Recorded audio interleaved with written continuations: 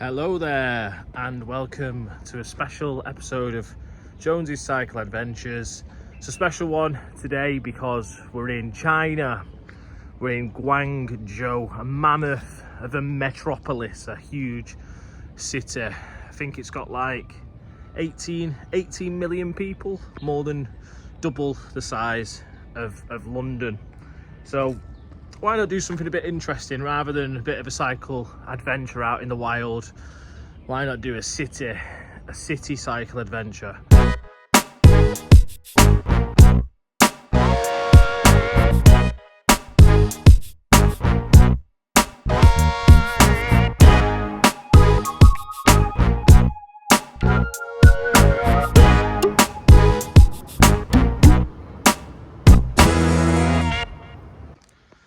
So we start the day at the top of the Bayun mountain, right on the edge of the city centre, 350 metres above sea level. Beautiful area. They call it the White Cloud Mountain because there's usually sprawling white clouds and mist around the hills, but it should be called White Smog Mountain. Can't even see the city skyline with all the smog. So there we go, White Smog Mountain, but beautiful nonetheless. And nope, I didn't cycle up here. Luckily, you're not allowed to cycle up here, thank God. I didn't even hike up here either. I took one of the cable cars. Life of luxury, I'm on holiday, you know, why not? Here we go, I'm about to hop on my gallant steed for today. One of these bad boys right here, city bike. So we're gonna get started. We're gonna start at Bayun Mountain and we're gonna go explore the city.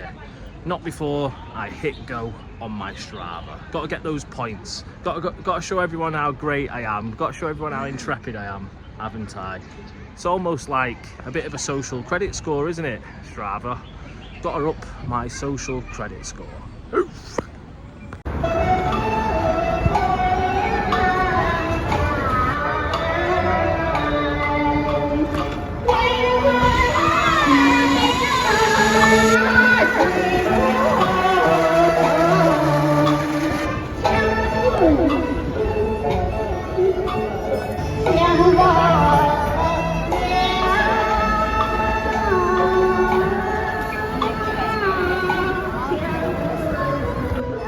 Now we're at Lichi Bay in the Liwan district of Guangzhou, tucked away with its lakes and creeks and waterways leading up to connected to the Pearl River. It has a history stretching back 2,200 years ago, and like 400 years ago, 17th century to 19th century, it was like a wealthy leisure spot for merchants with all these orchids and stuff like that. So I got a few drone shots last night, a few shots of this area because my hotel is just around the corner, and my inn where I stayed only cost £25 per night, which is a bargain really, considering how nice it is around here. And then just a half a mile walk from here, you've got Enning Road, which has this distinct Chilo kind of architecture, from the late 19th century, around the end of the 19th century it sprang up, and it's inspired by Western and Southern Chinese architecture, and it's like built on these stilts, which is great for the humidity in southern China, to keeping away from the shade, giving you shade, and also escaping the rain as well. So cool bits of architecture on Enning Road. Another thing on Enning Road is you've got Bruce Lee, the ancestral home of Bruce Lee. And I did some digging on that because I thought Bruce Lee was a Hong Konger, but he was actually born in the USA, but he's a Hong Konger because he spent most of his childhood there. But Bruce Lee's grandfather actually originated from Guangdong province, about 60 kilometers south of Guangzhou. So the family does have ties to this area. And his dad was a Cantonese opera singer. So Enning Road, it was a hot spot, a cultural hub spot for Cantonese opera, which is a big part of the culture here. So yeah, seeing Bruce Lee's ancestral home was cool. Even though he didn't actually live there, his dad just bought the house as an investment, given his ties to the area as an opera singer. But it's still a pretty cool way to pay homage to the legend.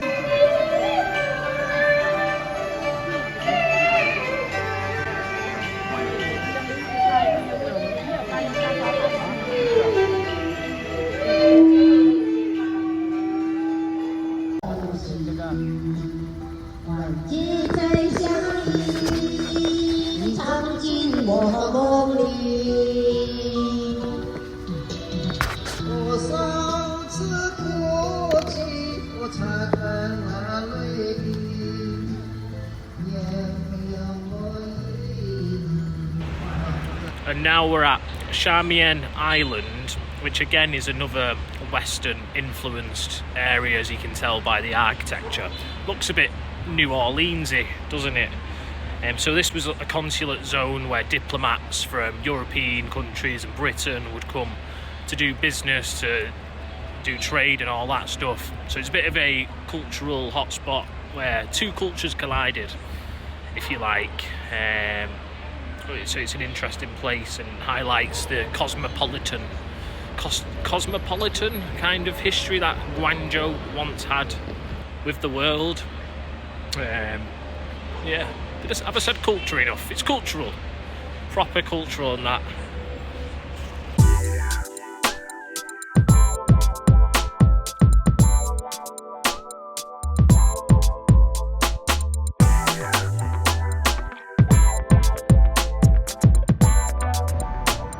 Now we've got Beijing Street, which is the modern shopping, cultural city centre kind of area, but it also has significant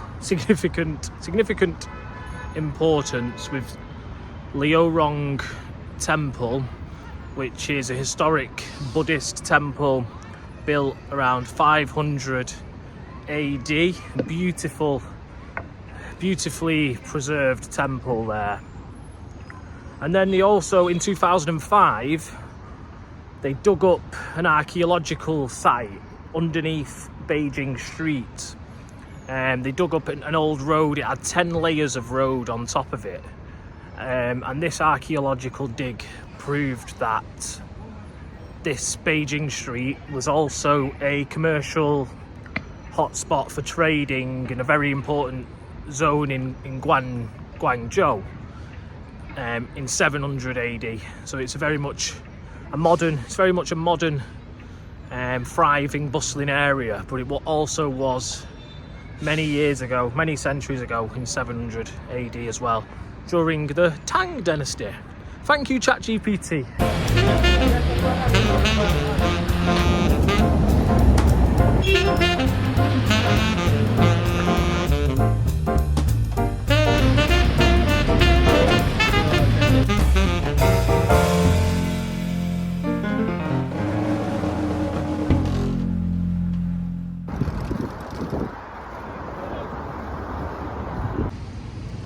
So cycled up to Canton Tower. It's about 4 miles from Beijing Street, and it's a real smooth ride, real quiet, peaceful on this little island here going along Datong Road.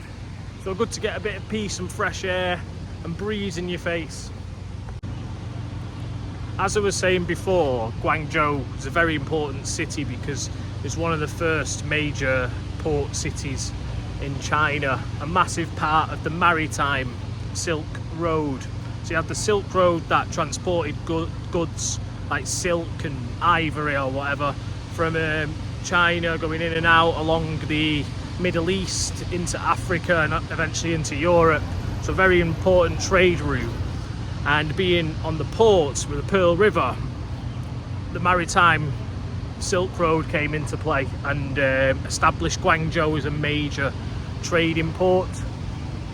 So that's why there was a lot of Western interest here, as we've seen from the consulate island. A lot of Western interest in China due to the trade available.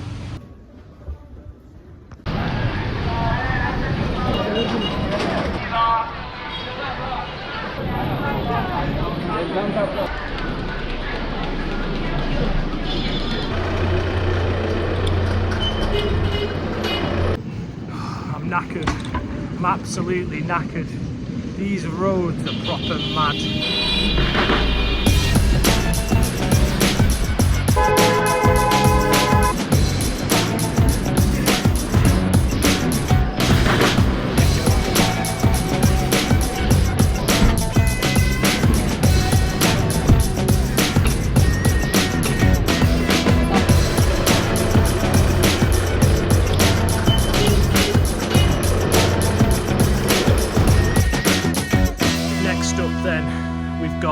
Gaudi Street, which is a Reform era market street, bustling with all kind of goods, wholesale clothes, famous for underwear sellers of all things.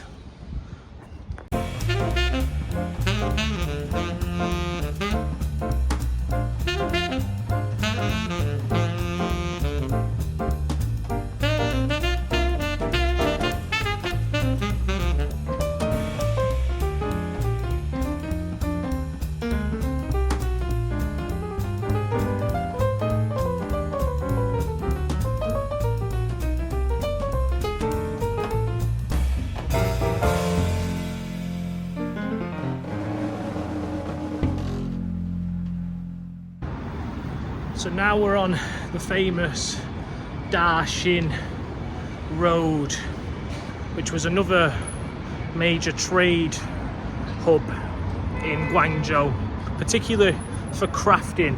As we know, it was a great port city for trading all kinds of materials and goods.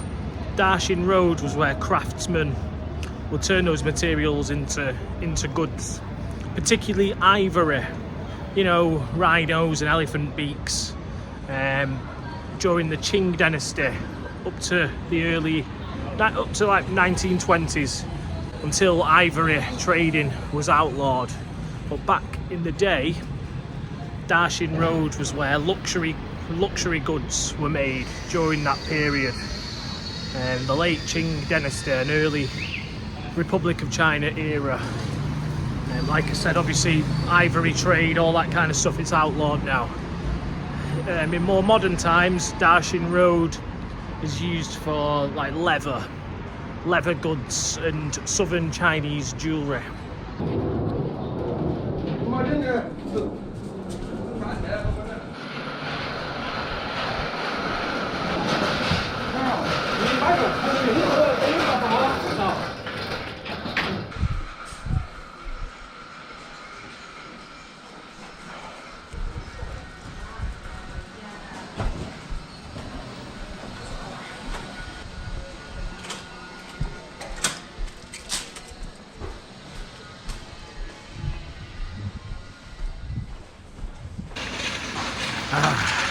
I just stopped for the best dim sum lunch I've ever had. It was amazing.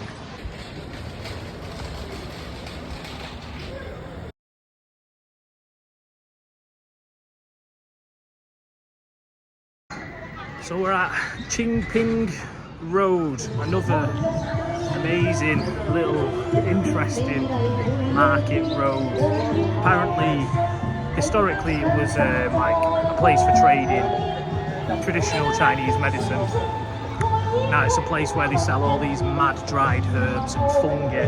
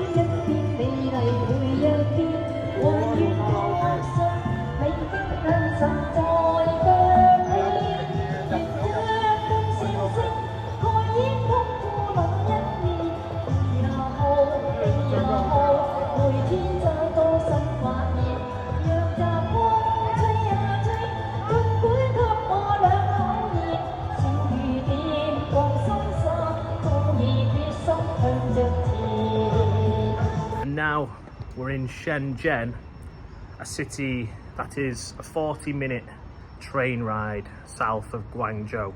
And it's quite mind-blowing because in just that short distance to travel is another city that is 17.5 million people in size. So two cities that close that are double the size of the population of London. Crazy. But Shenzhen is a lot different to Guangzhou in the sense that it's a very modern city. Guangzhou has over 2,000 years of history, whereas Shenzhen doesn't have much history at all in the same sense. But to understand Shenzhen, first we need to understand a bit about Hong Kong. Hong Kong, which sits on the border of mainland China, and Shenzhen is the border city in mainland China, one hop away into Hong Kong. And you may know that Hong Kong was a British colonial territory that was given to the British as part of the Nanking Treaty, which I've spoken about before, where Britain was given unequivocal access to China's markets. So they built Hong Kong as a free market city where goods could be traded without any tariffs and without much taxes at all. So heavily deregulated trade, which enabled the city to grow rapidly and flourish as a trade city. So why is that important to Shenzhen then? Well, up until 1979 or so, Shenzhen only had a population of 300,000. So in 1979 it had a population of 300,000, whereas today it's 17.5 million, which is an insane amount of growth. So how did a city like that grow so quickly into a megatropolis? Well, as I mentioned, Shenzhen is right next to Hong Kong on the edge of the Chinese mainland territory. So what they decided to do when they wanted to experiment with opening up to the rest of the world, because as I mentioned, China was closed off to the rest of the globe as a communist country. It shut itself off from the rest of the world, so to speak. But there's a man, a very important historical figure called Deng Xi. His name was Deng Xiaoping. Deng Xiaoping, and he was a political leader in the Communist Party. And even though he was heavily influenced by Marxist and Leninist ideologies, he wanted to conduct a bit of a capitalist socialist experiment, if you like, where they would experiment with doing business with the outer world, with the world outside of China. So they designated Shenzhen a special economic zone, and what they did was they wanted to harness the intellectual and technological advancements and policies in Hong Kong. They wanted to model themselves after Hong Kong in a sense. So they looked at Hong Kong and was like, okay, how can we use that knowledge, replicate that to boost the economy in China? So Shenzhen was designated a special economic zone where they would experiment with free trade with the rest of the world, but with socialist kind of guidelines, socialist guiding principles. So capitalism with socialism as a guideline, really. And that, in long story short, that experiment with opening up to the rest of the world in a heavily kind of monitored and guided way, if you like, enabled China to grow massively. And Shenzhen's where that special economic zone, that special economic experiment started, which is why, although it didn't have much history, being a 300,000 population fishing village, grew massively.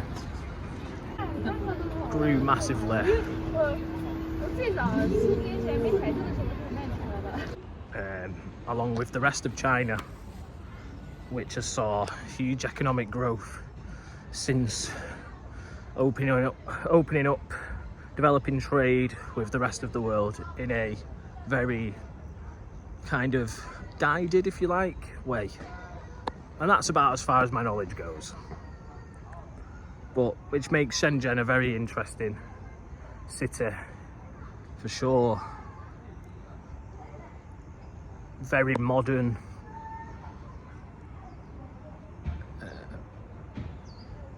Like a city out of nothing. A metropolis, a megatropolis sprang out of nothing, so to speak.